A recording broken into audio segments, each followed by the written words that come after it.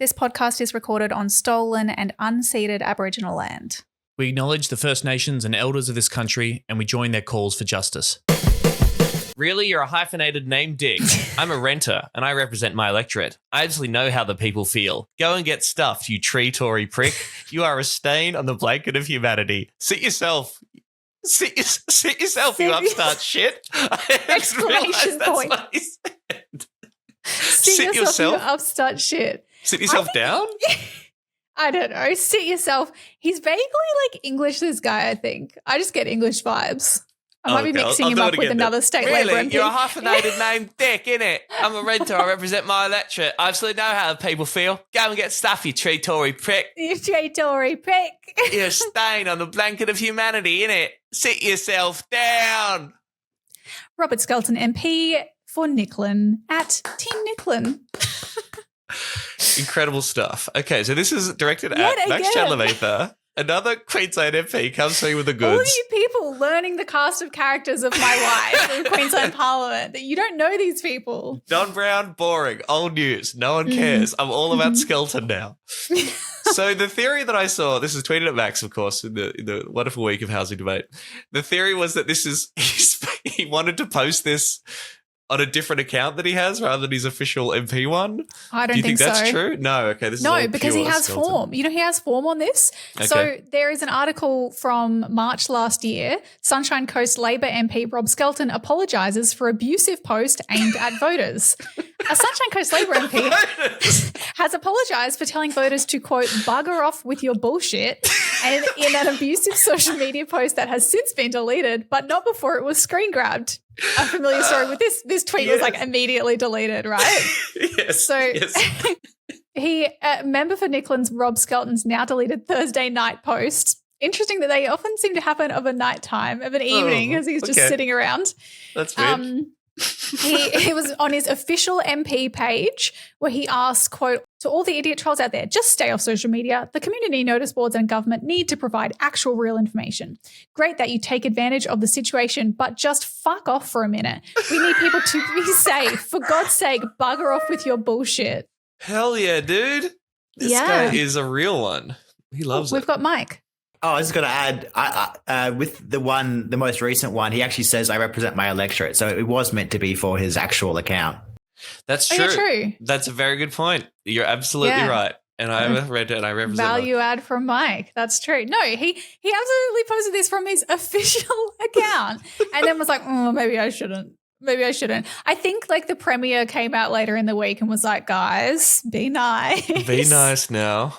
You may be interested to know, of course, so he is a representative for Nicklin. He's a first-term MP who won in, according to the ABC website, a shock Labor victory. He's he's a COVID MP. He's one of the ones that like they never would have expected to pick up this seat. In fact, they expected to probably lose the election until COVID came along and everyone was like, Queen Palaszczuk, Queen Chief Health Officer Jeanette Young, we love you. Thank you for closing the borders. We are going to reward you now with a shitload of new seats, one of which was Nicklin, where he holds the seat on a 0.1% margin. Oh, shit. Yes. That's huge. Okay. Now, he's 49 years old. He used to be, he's an ex-veteran. He used to be in the Defence Force. Then he's a firefighter. Seems like a defence family kind of thing. Right. Yeah. He worked as a firefighter, rising to the rank of lead firefighter at Brisbane International Airport. That's interesting. And do we think he's a renter? He's actually a renter? I don't know. Maybe. I guess so. We saw emails last year going back and forward where someone was questioning a government policy of Mr Skelton's, and he responded to that person in quite a bizarre way and also said the Day of Atonement is coming. This is a guy that threatens his own community. Also, can we just address hyphenated names? Now, it's fair enough to make a joke about the prevalence of hyphenated names within the Greens, but I think it's totally fine. Two dads. Pardon? Two dads. What is that? What you say? We got two dads. I can't remember where I got that joke from, but someone was like, "Oh yeah, that's what we would always like." That's the insult. Like if someone has a hyphenated name, you're like, "Oh, you got two dads." I don't know. I don't get it. It's pretty well. Obviously, a woman couldn't have a surname of her own. But I guess this is so. what I'm saying. Like, yeah, surely there are people, obviously there are people from working class backgrounds or progressive backgrounds who have hyphenated surnames from either a feminist point of view or because that's what they wanted to do. It is traditionally been associated with some level of privilege and esteem and elite thing to have this hyphenated name, but that is increasingly it's like a liberal. not the case. I think it's seen as like a small L liberal thing, right? Like a social progressive, Yeah.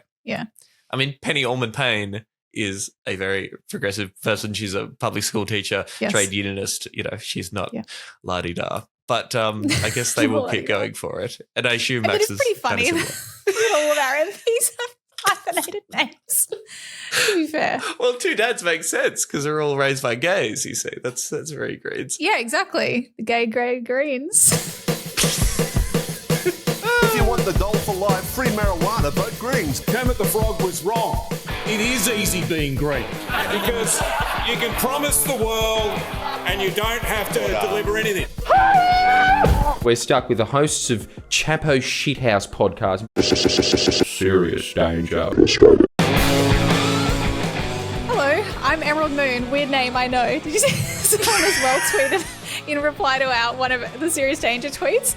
I love this when people tweet at Serious Danger, as if no one, I don't know who they think is seeing this tweet. And they're like, yeah, Emerald Moon, weird name, I know, ran in my electorate years ago.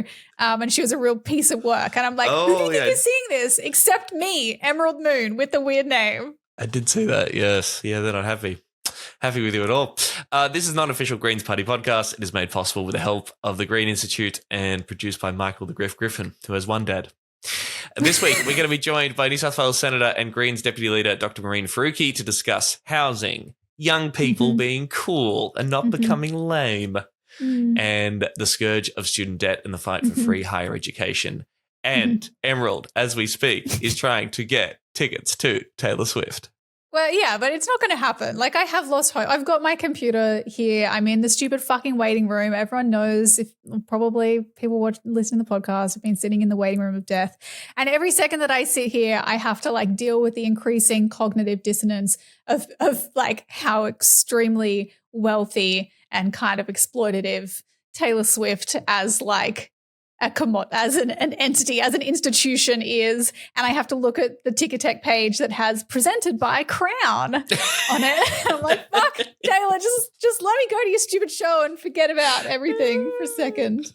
What would your fellow band members in Class War think of you? I know, I'm such a big hypocrite. They should call me Emerald Moon Hypocrite. Yep. I would happily do an episode about Taylor's politics at some point because didn't she try? She dipped her toe into politics at some point, and people kind of lost their mind because she's obviously got a very maybe socially conservative Southern base, particularly from her country days. Didn't she sort of say, "Hey, Democrats might be okay," and people got a little bit angry? It was because her team, her management, had for the entire first part of her career basically prevented her. Everyone around her had been like, you can't talk about politics. You can't talk about politics. It'll completely ruin your career.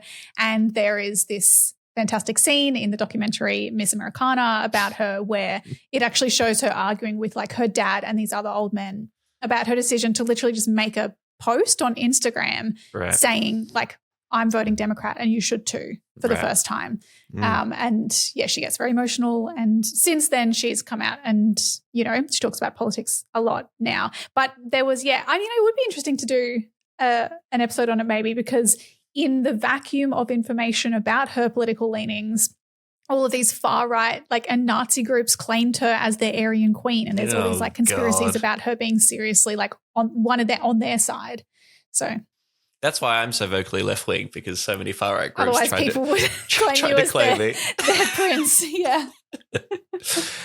Thank you so much to our beautiful new patrons. Patreon.com/SeriousDangerAU. For just $3 a month, you get bonus incredible content. Joseph, Michaela, Katie, Utkrist, apologies if I'm butchering that, Alex, Thomas, Jill, Daniel, Mortiza, Helena, Peter, Helen, and Freya. Thank you so, so much. Many of you little drama queens, you little content piggies. You're just here for the messy react video that we just put out where I blind reacted to the Friendly Geordies video as Tom explains it to me.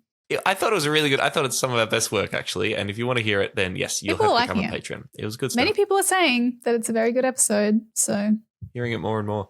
Hey, why not give us a 5-star review on Apple Podcasts? If you can't become a patron, that's totally fine. No worries at all. But you can really help us out by doing that. These people have done so. Big Johnny D has given us 5 stars. Finally, a left-wing podcast willing to kill bats. Johnny Depp? Yeah, Johnny Depp. Ooh. I've been listening to the podcast for a while, and it's great. Between Emerald Moon, the funny one, and Tom Ballard, the bat murdering one, the podcast makes the depressing hell of political discourse a bit easier. With interesting perspectives on climate change, social policy, and the endorsement of carpet-bombing bats, this podcast truly has it all. That's a really good review. Chooks42 says, awesome. Anyone who gives this podcast less than 5 is a bum. Presumably that's a reference to, what's his name? Bob Hawke. I tell you what, any boss who sacks anyone for not turning up to die is a bum. Blake says, seriously, great danger. The best Ozpol podcast you can find. Tom and the funny one. A must-listen content every week. A real recurring theme here. So interesting. Wow. Cheeky little plug too before we jump into our chat with Mehreen. This August, the Green Institute, which, as we say every week, helps us make this podcast a reality, are holding a big conference in Meanjin, Brisbane. The theme is the city transformed urban life at the end of the world as we know it. They're talking about things like democratic organising in the cities of the future, urban ecologies, planning in crisis, commoning the city, and diversity, social cohesion, and anti-racism in the city. And unveiling our secret plot to rename Brisbane to Meanjin, as you may have heard on Sky News this week and from the Brisbane Lord Mayor. Fuck yes. And that would, of course, destroy society according to the current level. Exactly. Yeah. It's happening August 18th and 19th at Griffin University, and there are more details in the show notes if you want to head along and buy a ticket. Now, the ticket price is pretty substantial, but there are a few schemes that allow people, if you're struggling, you're in financial hardship, to have that discounted or forgiven. There's some bursary schemes and stuff. So if you're interested, Taylor, and money take notes. Yes. If you need to choose between Taylor and Green Institute Conference, then that's a decision you'll have to make. But we'll put the details in the show notes if you want to go along to the Green Institute Conference for 2023. I welcome the Premier's commitment today that her government has no plans to change Brisbane's name. However, clearly the Greens at a local, state and federal level are all hell-bent on changing Brisbane's name. Along with wanting to defund the police, backing brake and entering and completely cutting road funding, this is just another example of how the destructive Greens will adversely impact every Brisbane household.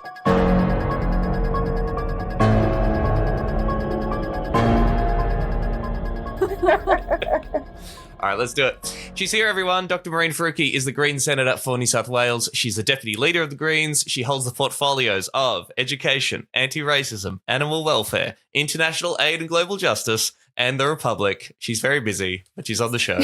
Hello, Mehreen. Thanks for being on Serious Danger. Oh, hi, Tom. Hi, Emerald. Thanks for having me. Finally. She's we on. got there. So much to talk to you about. First off, we've been covering a lot on the show. The fight over housing justice and the Greens' position has been raging in Parliament. It's been going off in the media, on Twitter. Some government MPs have, in my view, lost their minds. They've decided to blame the Greens for the existence of homelessness in some pretty despicable ways, which we might get into. And we've had this debate over rent freezes and rent caps really playing out across the media too. How have you received all this, Mehreen? What are your views on the way the housing debate has sort of played out over the past couple of weeks in Parliament and in society? Yeah, there's a lot actually that has played out in Parliament last couple of weeks, Tom. I mean, I was talking to Emerald earlier and saying I've actually just been recovering this week after a bruising 2 weeks. And, we realized again in a big way what a toxic place it was with more allegations of sexual harassment. There was a very unedifying and pretty racist debate on The Voice. Yeah. As we saw as well, like an all-nighter in the Senate, where pretty much we had to sit there and be tortured by the Liberal Nationals talking about how much of an advantage The Voice would give First Nations people, and that we would have a two-class society. It was just a two-class horrific. society. Wouldn't that be terrible if there was inequality in Australia? Yeah, absolutely. It was just horrifying, and it made my blood boil. And then obviously, as you're saying, the housing debate and the attacks, not just on the Greens, but I have to say this, on our incredible MP who's been fighting so hard for housing justice, Chandler-Mather. The personal attacks on him were pretty disgraceful, to be frank. And, I've been kind of thinking about why this happen. And one of my assessments is that, Labour's just angry that our community campaign is working.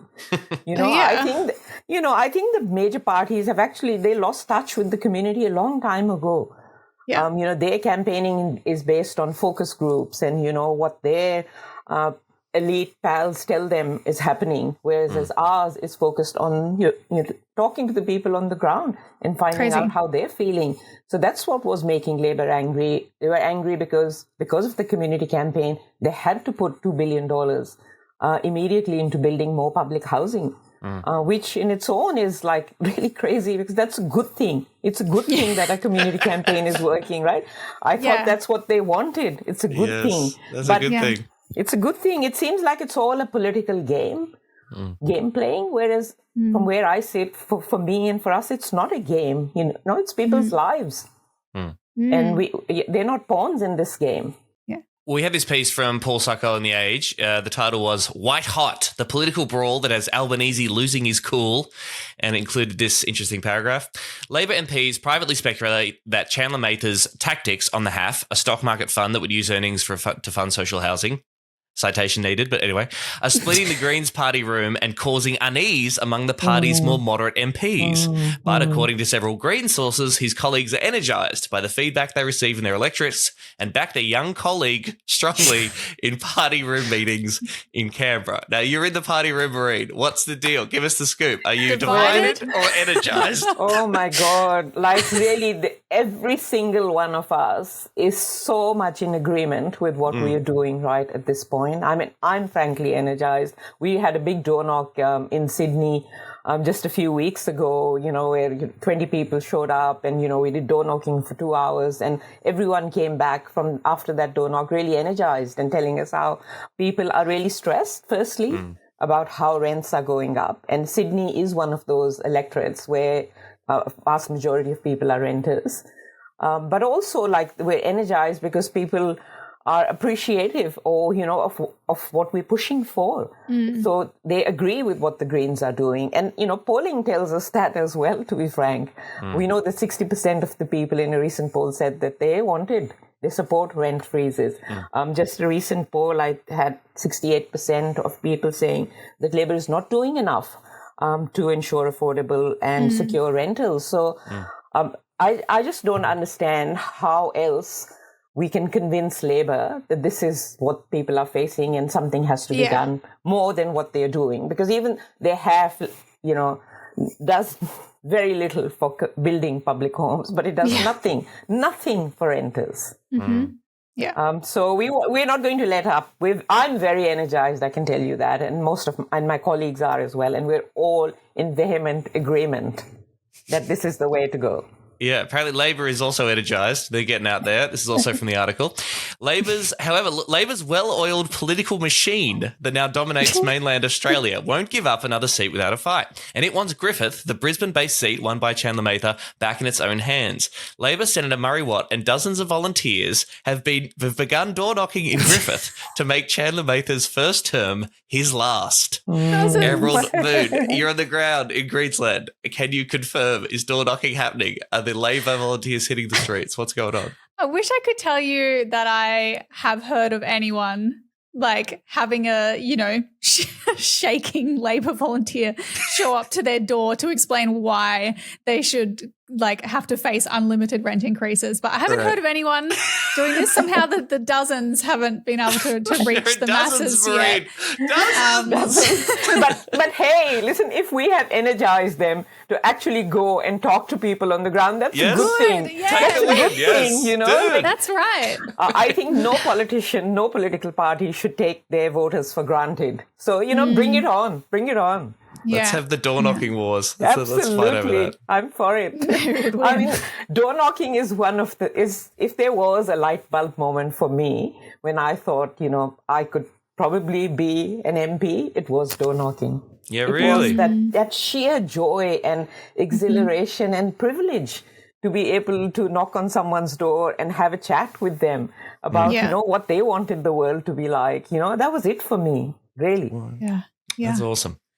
All right. Well, another strategy is to just tell lies and cynically use the housing crisis in this country and people's experience of it to back in your own shitty policy agenda.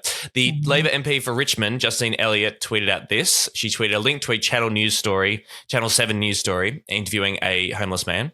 And she says, watch this. A 67-year-old homeless man speaks on how he's affected by the Greens Party blocking social and affordable housing. When the Greens Party delays housing to run a door-knocking campaign, just remember that they are the reason people don't have a safe place to call home.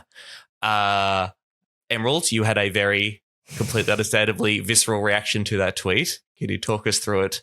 What your thoughts on Justine Elliott, the Labor MP for Richmond's intervention there? Justine Elliott, yeah. So Richmond that's Northern Rivers, that's Byron, that's where I come from, that's where my family lives.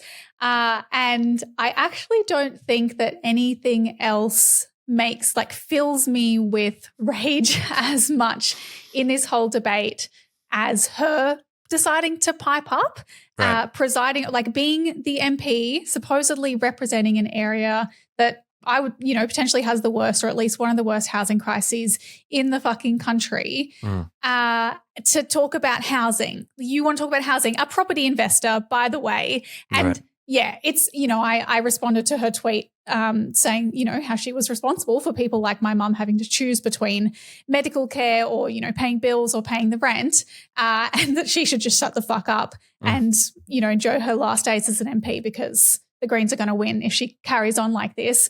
And it's true. My mum is literally fighting an unfair, a rent increase that she can't afford right now because, she never could afford a home. She has rented my whole life. She continues to rent in arguably an unsafe dwelling in the Northern Rivers because that's all she can afford as a single older woman on a DSP.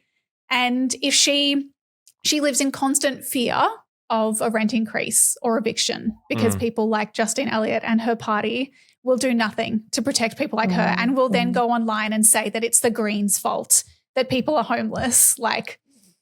Did you see this particular report and this tweet, Mehreen? What do you make of all this? I did not see this tweet, but, also let's remember that Justine Elliott is an MP for an area that has been through devastating climate-induced floods, and people are still waiting years after to get a home. The people are still living after that flood in caravans and in cars because their homes were taken and they have no alternative choice at the moment. And like you, I visit the area quite often, and I've met people living in garages, renting garages for $450 to $500 a week. A Jesus. Garage.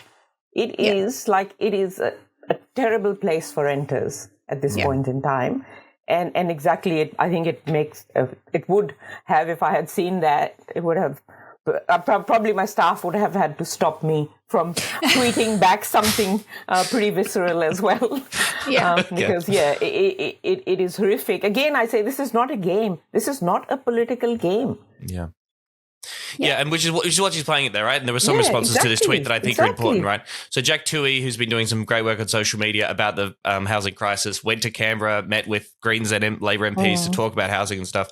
Jack Toohey tweeted that Justine Elliott's tweet was disgusting, weaponising a homeless man and putting words in his mouth. I sat with Richard for 45 minutes yesterday. He spoke at length about the rejuvenation, aka the public housing across the road from where he camps out, getting raised for luxury apartments. So again, a complete misrepresentation of what this particular guy. Now, no one should be homeless in this country, and everyone at every level of government should be doing everything they could to get people off the streets and build public and social affordable housing for everyone. But to blame this man's experience and to imply that he was talking to the media about getting angry at the Greens for their position for pushing for more social and affordable housing is pretty goddamn disgraceful. Yeah, and they're getting very frustrated. I understand that because the Greens are getting very popular because we are fighting for the people who live in this country.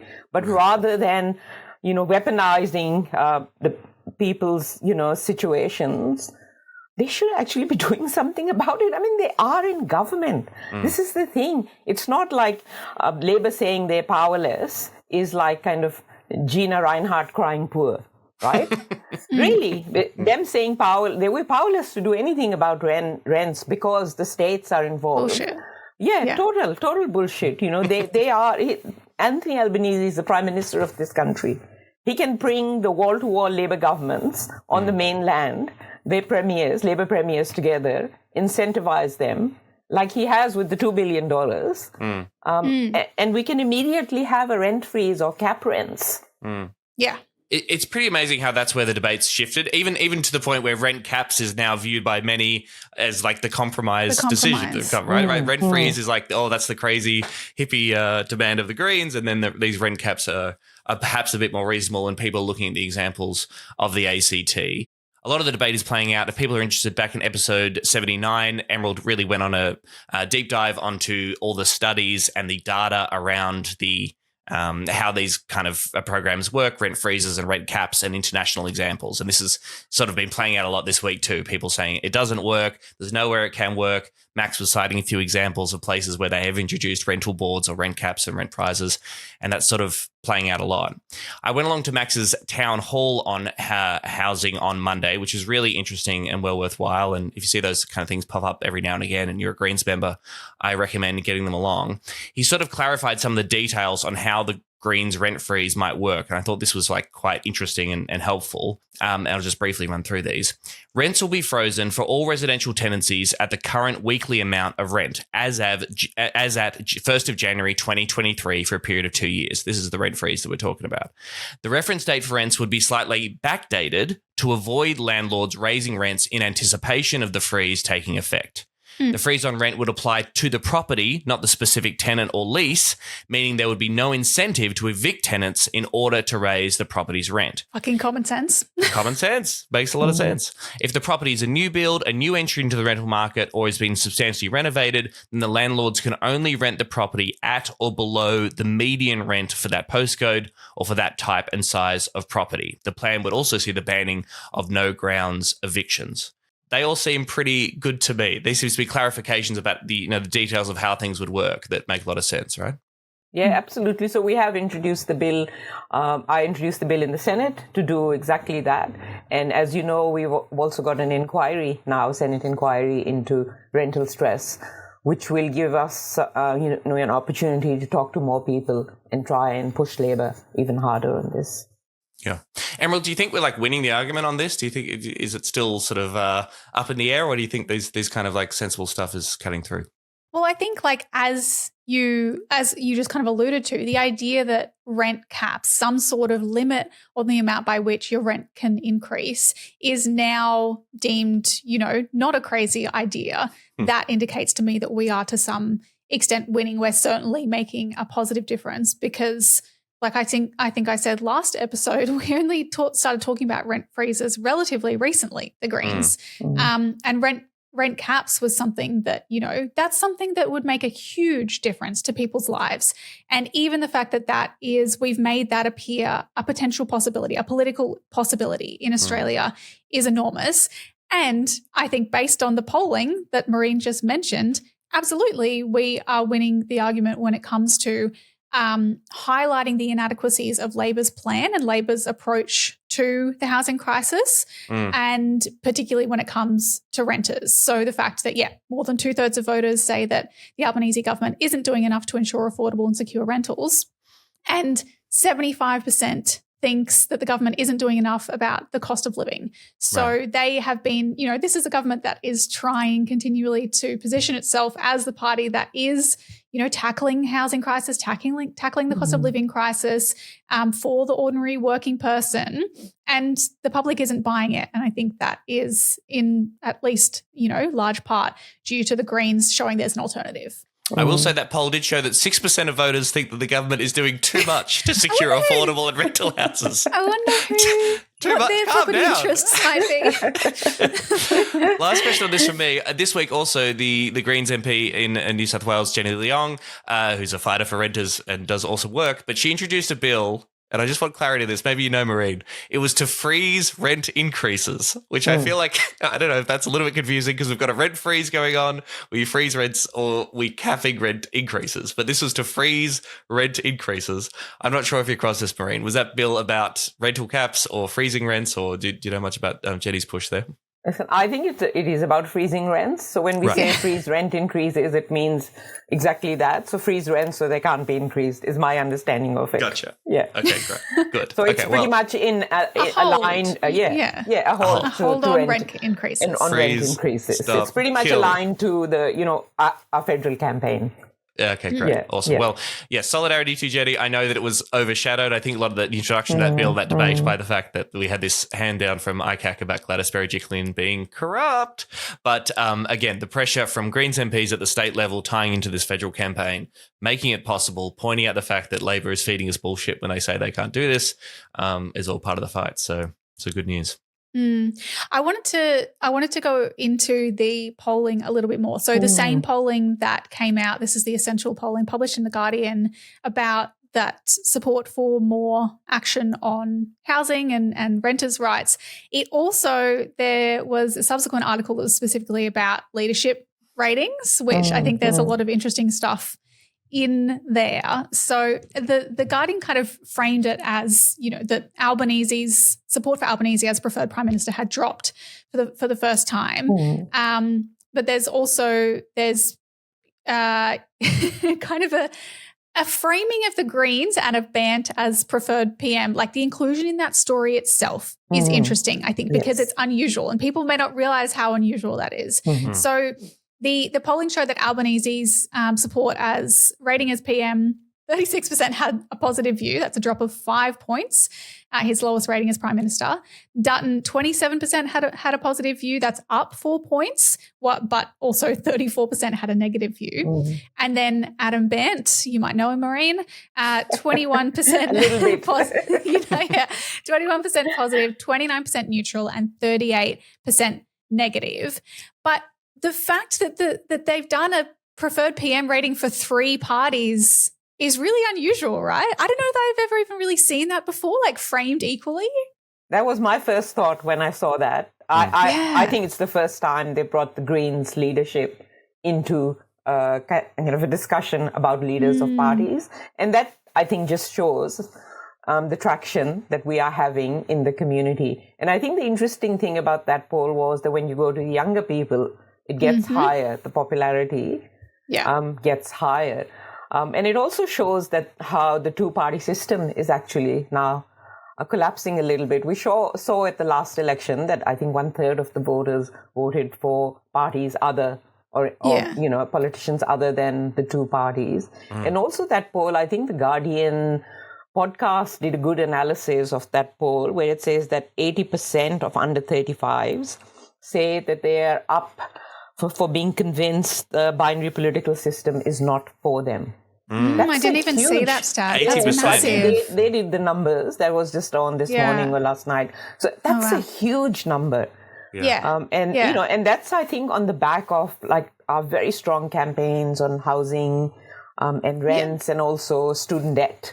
Yeah, and climate probably as well. And climate has always been there, but things really are changing. And it does not surprise me one bit about younger people. It doesn't, because I meet young people every single day and their issues are the issues that we are fighting for. So it's not a surprise to me at all. Yeah, I think so. That's right. Because I read this article and the sentence that I saw initially was, quote, the Greens leader Adam Bant appeared even less popular than Dutton, with just 21% having a positive view, 29% neutral and 38% negative. But then I saw people soon afterwards pointing out that massive support among the younger demographics. And actually, it's only, I think, in the 55s and over that Dutton even beats Bant. And it is striking, though, I think, that so Adam Bant is now popular than the Prime Minister. Oh, this is Albanese. This is from Ripping Hot Takes on Twitter is their handle. Adam Bant is now more popular than Prime Minister among voters aged 18 to 34, according to the latest Essential poll. And in a pretty abysmal sign for Peter Dutton, he's less popular than Bant in every age demographic except for over 55s. That said, 7% approval among boomers for Bant is hilariously low. Not surprising, though, when you consider the Greens' entire pitch at the moment revolves around the unfair accumulation of wealth amongst older Australians. Sorry. Good, it's Sorry, working. guys.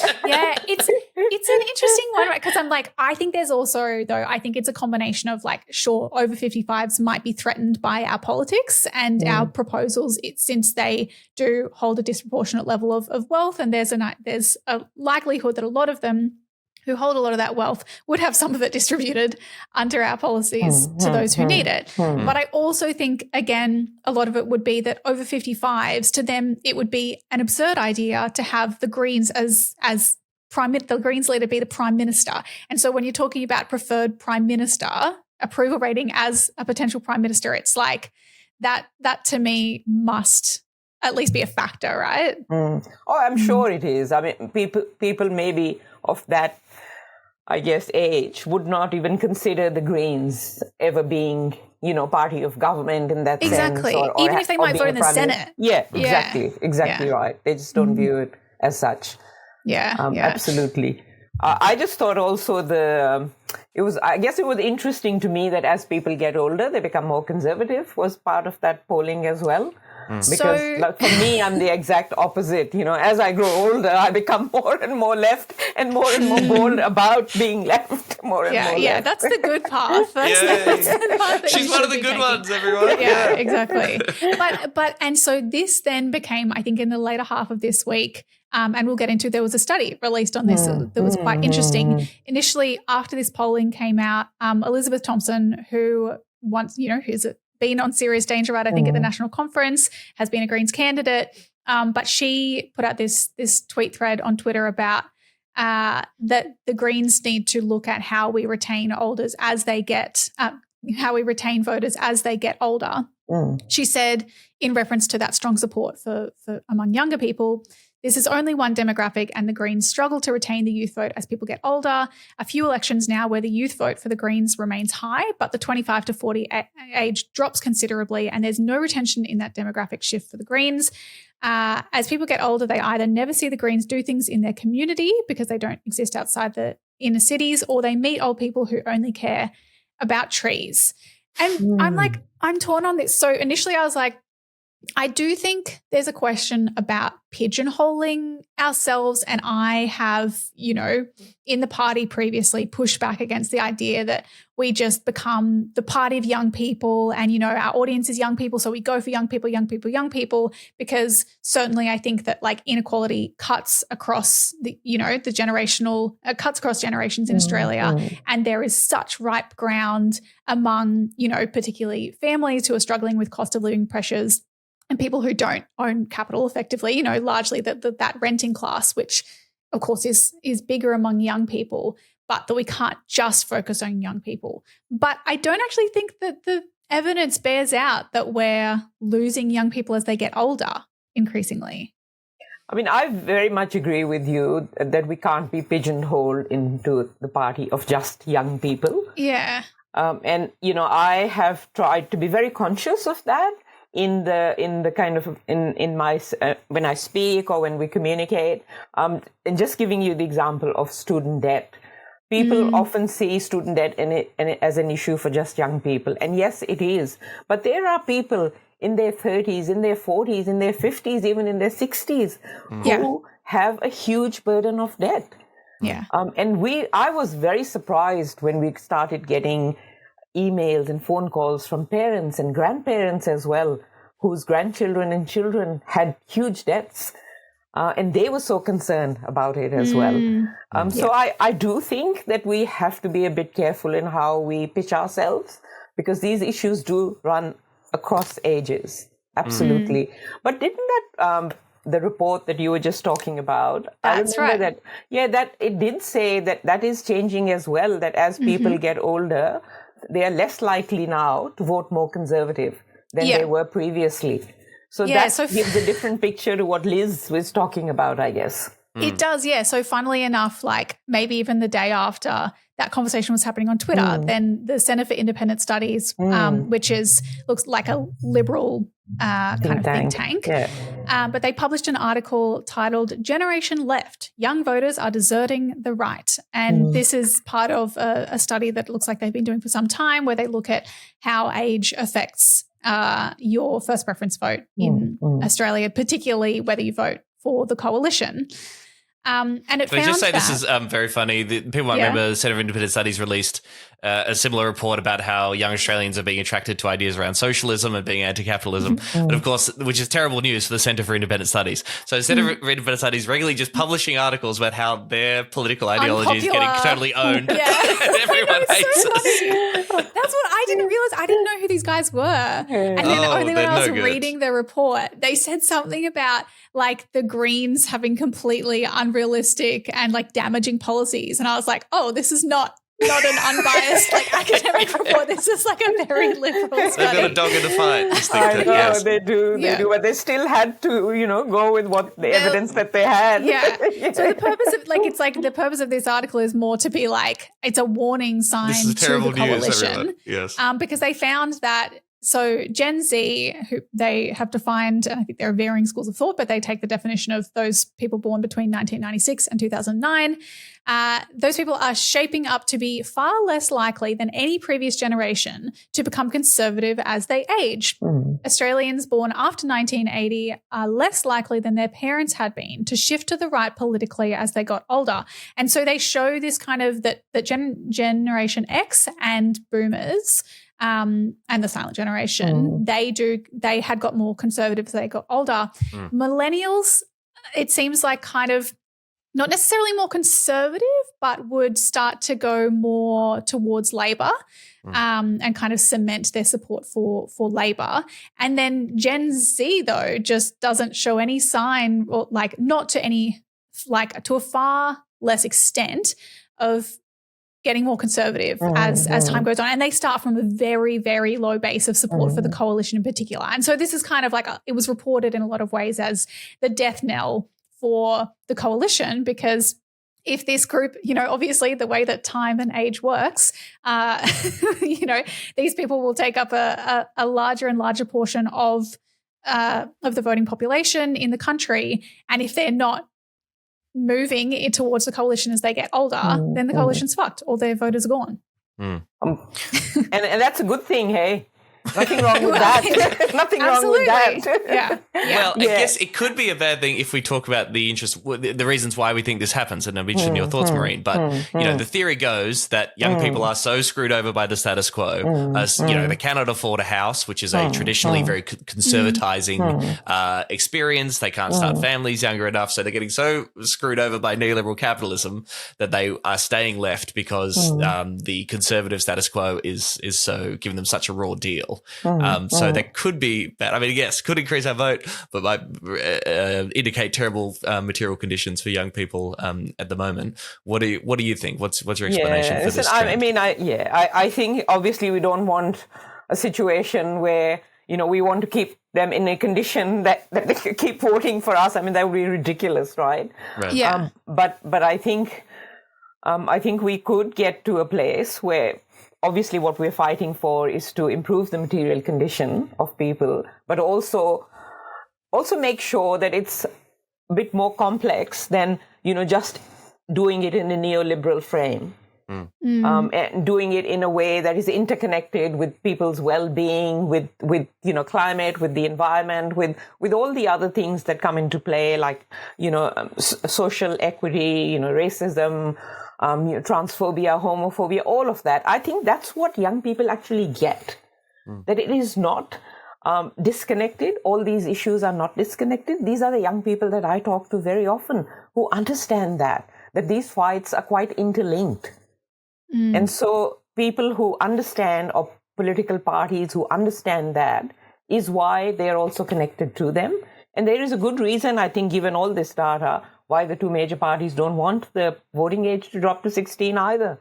Because then they're truly fucked. That's the thing. And there's, obviously there's big implications for the coalition with this data, and there are big implications for the Greens. And from my reading of the report that, I didn't read it in detail, I skimmed it, but they say that it's a bit difficult to predict what the impact would be for the Greens versus Labor, because, we don't know how preference flows might work in individual seats, et cetera. But they're like, it likely does mean that the Greens are going to get a bigger and bigger share of the votes. Yeah. Just to, like, in terms of numbers, it predicts that the coalition's average primary vote across lower house electorates could fall by 9.1 percentage points over the course of the next 6 electoral cycles. It's simulated to result in a 35-seat reduction in coalition seats in the House of Representatives by 2040. But then the question is, how many of those would Labor potentially pick up? How many would other micro or minor parties or independents pick up? Versus how many can the Greens pick up? I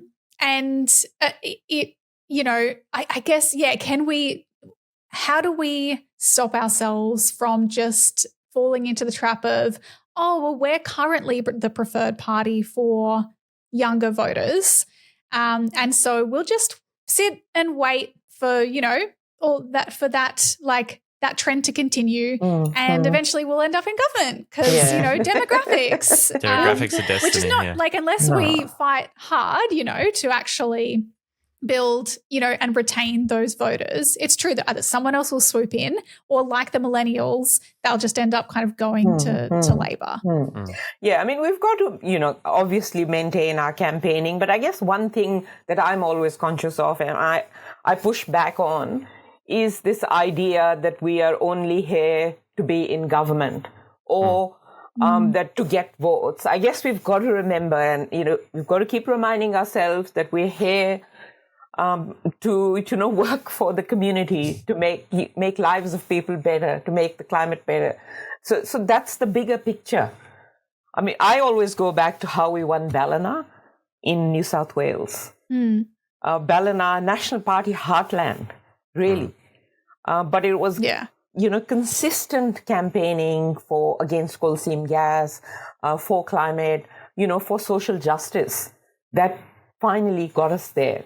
So I think there is something to be said about having that as an overarching goal and mission always, and not falling into this trap of chasing votes in this demographic or that demographic, while knowing that we are a political party and we have to have strategies to be able to do that. But I think never forgetting that there is a bigger mission that we are on, and that is changing the world. Yeah, well, and I think similarly, when you look at the Brisbane lower house seats that we've just won, particularly in places like Ryan, where they are traditionally an LNP stronghold, that area, and the analysis coming out after the election that this was just because there were more younger voters in those areas. It's like, yes, I think that plays, that's a factor because for all the reason that we've just discussed. But a huge thing that's overlooked was also the way that those communities had experienced a Greens representative at the state level that was working within and alongside the community to improve their lives and the way that, what their experience of democracy and politics was. And that experience, I think, played a huge role in our ability then to win votes and to grow our movement and to be able to then work alongside the community and improve people's lives. So that, I think, yes, I completely agree. Like it's both. They feed off each other, right? It's not just this arbitrary thing of you look at a demographic and then you target them because young people like TikTok, so we'll do TikTok and then we'll win their votes and then we win government, and isn't that great? That's not how the world works. That is not how the world works. And we've spoken about young people a lot, but I'll just give you an example of some older people that I met just yesterday in their late 60s and 70s, and they are Greens voters because of a housing policy. Yeah. They were pretty comfortable, they were they had their own home and all of that, but they just think that it is unfair. What's happening to people now is unfair. And what you say about being in the community, I mean, that's it. For me, that's what politics is about. It's not being in parliament. It is, being in community. And Parliament's the biggest waste of time. Yeah, absolutely. I mean, it's our job, so, we've got to do it. And things can happen there, but things will only happen there if you're grounded in the community. And you were talking about the power of, door knocking. And I mean, I still meet people at every single rally that I'm out. At least one person comes up to me and says, you knocked on my door like 10 years ago. I started voting Greens and I've never stopped. Yeah. Wow. So, that's how it works. It's all about people, right?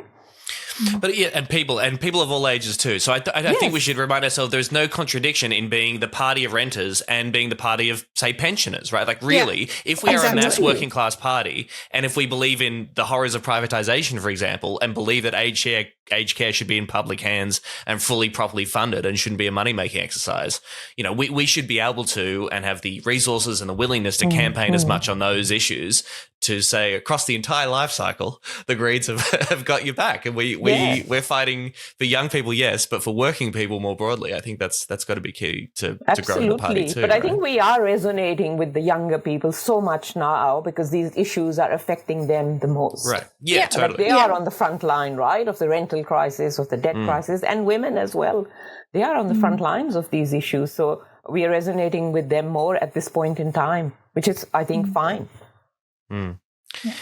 I mean, you've included this quote from the Centre for Independent Studies report, which is maybe worth a mention, just to show how much they're not our friends. In the absence of thoughtful policy alternatives and an ability to make their case to younger voters, parties of the left have shown no hesitation in filling this vacuum with government intervention that is at best ineffective and at worst contrary to the interests of the younger voters they purport to help. For evidence of this, one need look no further than the Greens' current solutions to Australia's housing affordability problems. We're so foolish. No extrapolation, just stated as fact. Well, you can I think they're finding it very hard to kind of grapple with the fact that this is the evidence. Yeah. But we don't really like it. So how do we twist this around?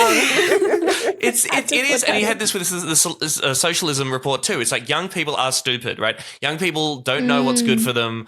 Their dissatisfaction with the capitalist neoliberal status quo is just because they haven't read enough history, and their solutions, their ideas that maybe working people should have more power, that you should tax the rich, that the commanding heights of the economy should be in public hands. This will all lead to disaster. And so the response to these polling is not to question our own ideology and try to wonder why this isn't speaking to young people, but to fix the young people, get the right ideas in their head, and explain to them that we need to increase supply is the only possible solution to fixing housing in this country. Yeah, but it's also so arrogant and dismissive, of young people and what they think about. It's just, it's very annoying. But, young people will have their say. And we'll see where that goes. Yes, we will. You say intern. Is it a job or an internship? Well, all my assistants are interns. So is that a paid position? Not at first. When I was your age, they told me all I could be was a secretary. Okay, but secretaries get paid. Just leave. Thank you so much. If you want to tell me what to do, put me on the fucking payroll. How about that? Also on this front, I mean, there was another tweet here that sort of brings a lot of this stuff together. This is from demographer Dr. Liz Allen. The Greens' push for a rent freeze is just like its calls for free higher education, defies the evidence. It's ideology-driven and without concern for real-world consequences. We just keep getting it wrong on so many different I saw your response to that as well, which I thought was brilliant, Tom. Well, it's not about me, Mehreen, but yes. It was very good. I don't understand. I saw that tweet and I thought, like we've had free education, right? Like this, it's what real world consequences would they, what are the adverse consequences? No one has ever been able to really tell me that or convince me that it will have, adverse consequences in the real world. Right. So this is going to the Greens policy that, hey, yes, for higher education, including TAFE, but university as well, should be free. We should provide free public universal education. The argument that some would say, or the evidence provided, is that if you do that, then you limit the number of people that can go to university. So there are only finite resources. Free education means that there's less money to expend on expanding the higher education system, and therefore more people will miss out. And when university was free, it was predominantly the children of the elite or of middle and upper class society that were able to go to university. To me, and I'm interested in your response to that, Mehreen, but if you go back to the history, when the Hawke government decided to introduce HECS, they were making a choice, right? More people wanted to go to uni, so you needed to expand the higher education system. And they chose to shift a bunch of that cost onto individual students to pay a part of the cost of their degree, at the same time as they were cutting corporation tax and cutting income taxes as well. They did increase funding for universities a little bit, which did lead to the expansion of the sector, and lots more people are going to university than they were in the late 80s. But this is a choice that was made by the Hawke Labor governments in the 80s to say we're only going to spend so much money, and students themselves are going to have to pick up the rest of the tab. Do you see much good faith of this argument being presented to you when you're out there calling for free higher education? I think it's a pretty cooked argument, to be really frank. It really is. And, since that time, more and more of that burden has been shifted onto students. So I was talking to some friends of mine who did their degrees in the mid-90s, and they came out with an $8,000 debt. Like one was an engineering degree, the other was a music degree. And look at people now coming out of uni, like 40, 50, 60,000 debt first up. And if we talk about less students going to university, what I have been hearing from people is that they would never have gone to uni if they knew that they would come up with so much debt. And people are not doing further study because they don't want. I have spoken to people in my office, for instance, who want to do further study, but they can't afford, and it's mainly women. They cannot even imagine having more debt added to what they already have. So it just doesn't make any sense when when the governments are willing to give $30 billion a year in tax cuts to the wealthiest, or so more than $300 billion over the next 10 years, when we are going to spend $368 billion on war machines. It is, as you said, it is completely about priorities. And it is in this thinking, in this frame, that, that this should not be universal. If we can conceive schools as being universal and free, why can't we, conceive the whole cycle of education as being universal and free? Well, actually, I think the kids that go to kindergarten should mount a debt. I think that we should put the cost onto the kids, and they can pay that back in pocket money over the next 20 years. And so eventually the taxpayer is not out of pocket for sending little kids to kindy. That's my policy proposal. If the Vice-Chancellor of the richest university in Australia, who earns roughly as much as Joe Biden, Rishi Sunak, and Anthony Albanese combined, can say that university education should be free, then I think that says a lot about where the Labor Party is on education. Well, this is so interesting. This is Duncan Maskell. He's the Vice-Chancellor of the University of Melbourne. And this week, according to The Guardian, has joined the Greens and student unions in calling for tertiary education to be free.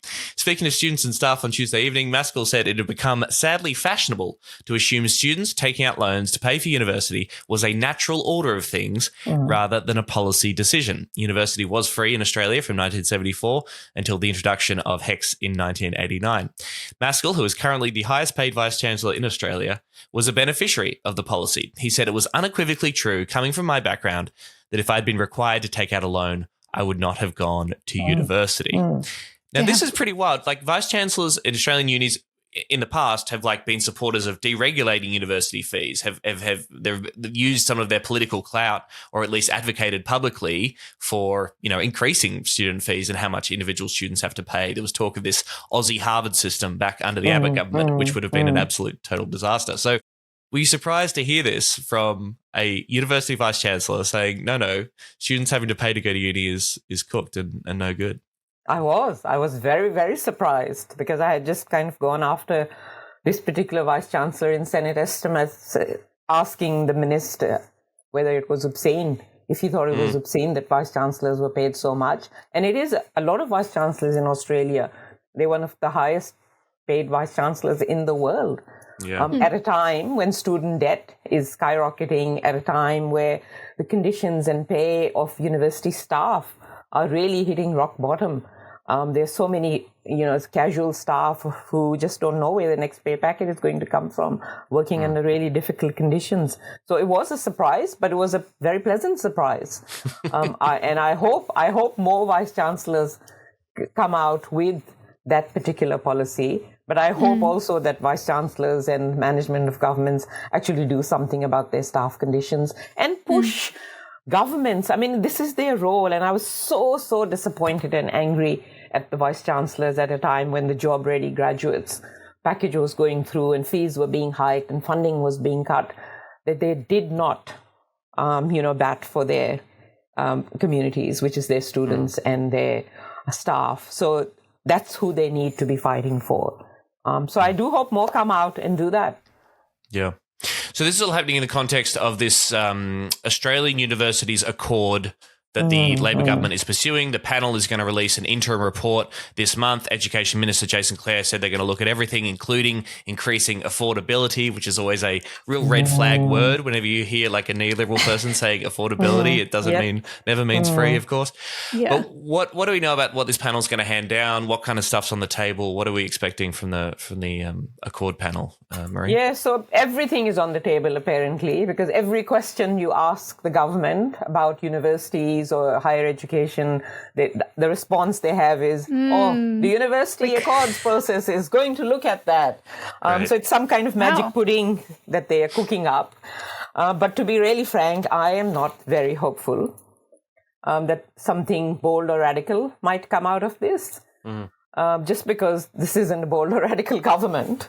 I think that's so we have engaged with the process. I put in 2 submissions, talking about wiping student debt, talking about free university and TAFEs, talking about at least scrapping indexation in the interim while we move towards wiping student debt and making university free, but also things like student placements and paying students for mandatory placements. That is such a big issue, especially in this cost of living crisis. Some courses, degrees require you to do 6 months of placements. Without who can afford that? Unpaid, no paid. Oh my God. Unpaid placements, mandatory, a requirement for your degrees. And how students are coping with that is, doing that placement all day, then at 5 running off to their job in Coles or wherever, and doing that shift for 8 hours. It is just unnecessary and it is just cruel. There's PhD students who their stipends haven't been raised for, decades, and they are really struggling. So, this could be, and we'll still keep pushing for this could be a huge overhaul of our higher education system, which works for staff and students. Like our governance in universities is really become so top-down, with most people on, the governing bodies coming from the corporate sector, not from staff and student bodies. I think there might be some tinkering around the edges, maybe on student debt, but it won't go anywhere near solving the real problems that we have or overhauling the system. That's why we'll just keep campaigning for this. Like I said, no one was talking about student debt even 6 or 7 months ago. It was an issue that we started talking about, engaging with the community, with students, with unions about it. And, over the past few months till June 1, it was a news item every single day. So it's up there on the political and public agenda. And I think that's a first big step on making sure that it will be addressed. So, like I said, I'm not holding my breath, but we'll see and we'll keep pushing. We will keep pushing. Is there anything to this TAFE uni hybrid model that we heard a few headlines about this week? It says here the plan will require universities, TAFEs and industry players to work together through new centres of excellence to deliver tailored training. The centres will offer university students factory full training and trade qualified workers will be able to access degree level courses. Now, TAFEs have been decimated over the past couple of decades, funding cut, TAFEs closed down. Thanks to the Labor government last time they were in government introducing vet fee help, like totally trashed the vocational education centre by introducing markets and competition rather than providing public education for people who want to learn vocational skills. Anything to this hybrid model thing? What do we know about this? I think there's nothing wrong with looking at new models for education and training. The key to that is that it works for students. It gives them what they need, a good student experience and knowledge. But, really, again, that's not the bigger picture in terms of solving the issues that we have. Like you said, the privatization of TAFE, that has decimated our public TAFE system, the contestability model that was introduced. That's what we need to look at. And also, I think in those articles that I was reading, it was there's so much focus on being job ready. Right. And that is my whole beef with this whole argument of education is about making people job ready. Yeah, sure. We all want to get jobs that we would, like to work in and that pay well. But education, first and foremost, is about learning. It's about like opening up your minds. It's about critical thinking. Sorry, I just interrupted you, but it's so silly because I just don't think anyone in reality, in the real world, everyone knows it's bullshit to pretend that a course, particularly a university course, prepares you wholly for any job. Everyone knows that you learn while you're in the job. And so then the university is like, oh, then okay, then we make the job also part of the course. So you have to do the job unpaid before you do the job. And that's how we make it job ready. Yeah. And it's like, that's just ridiculous. You're just trying to conflate. You're actually just, you're making the pure education part of this smaller and smaller and smaller and smaller because you're conflating the education and the work part. And you're losing something that's really valuable in an attempt to conflate it with something that's actually different, Absolutely. And, education institutions are not job factories. They shouldn't be job factories. And if we want to make sure that in future people have the capacity to be able to innovate and create and move with the world, then make higher education free. So people are able to train and retrain and gain the knowledge and skills that they need with a changing world. That's the way to look at it. All fine to look at new models of education, but, change the system. That's what is really needed if we want to have a world which is fair and just and where people can have the jobs that are paid decently, but also that people want to do. Like, it's not a pipe dream to be passionate about the work that you do. Imagine. Well, I thought it was interesting. This hybrid model plan aims to address workforce shortages in fields including renewable energy. Thumbs up. Yeah, that's great. Aged care, very important, and they should be trained and well paid. That's good. And submarine manufacturing. It is sickening because that's what they said. They've increased places at universities so people are able to do it exactly that, STEM places. Great. So that they can. So when did universities become kind of places where, warmongering is supported? Well, ever since they started taking funding from Lockheed Martin. I mean, I wrote about this a little bit in my book. It is crazy the number of weapons manufacturers that are partnered with the universities and sponsor them to bring learning about death machines to the brains of our kiddies. It's disgraceful. Yeah. All right, Mehreen, it's been so good having you on the show. Thank you very much for joining us on Serious Danger. Keep fighting the good fight, and we hope to have you back on again soon. You too as well. Thank you for finally having me on the show. I'll get that digging. Truly, we deserve that. Thanks, Mehreen. Have a wonderful day. Thanks so much, Tom and Emerald. Bye. We're almost out of time. We just need to go to the most important topic of today's podcast, Taylor Swift tickets. Now, have you secured them? And did you jump the queue because that's on Australian behaviour? I haven't secured them. I won't commit to not making a call to get Taylor Swift tickets. We knew this is the real scoop. This is it. This is it. Undue influence here. Yes. So just one call is going to be enough. I want to know who's at the end of this phone call. Is it Taylor herself?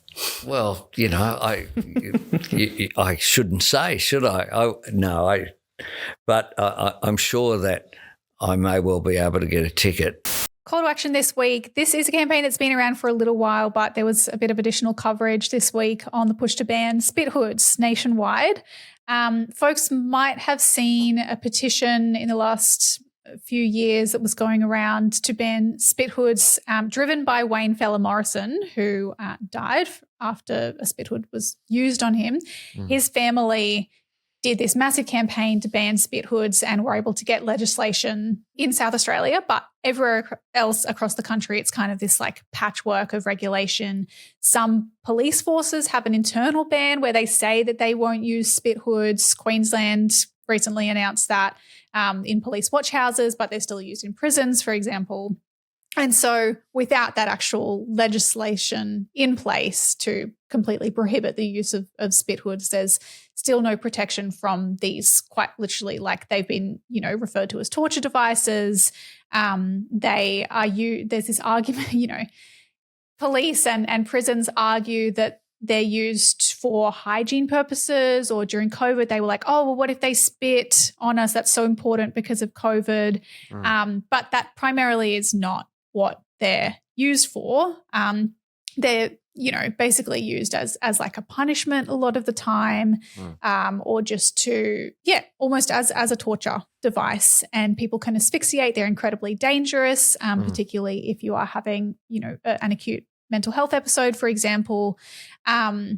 They're fucking awful things. It's quite confronting when, you see footage. I think people will remember that footage of Dylan Voller in the Northern Territory in a youth prison with a spit hood tied to a restraint chair, and it's fucking awful, disproportionately used on Aboriginal people, and we should ban them. So there is an action that Change the Record has created. You can email your local MP and urge them to support a ban on spit hoods in legislation.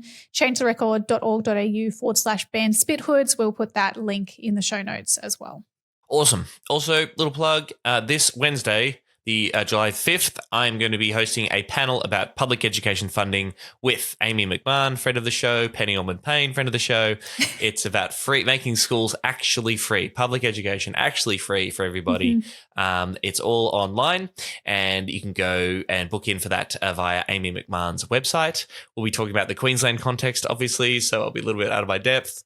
They did not get the funny one. They got me. I wasn't even fucking asked. This is so rude.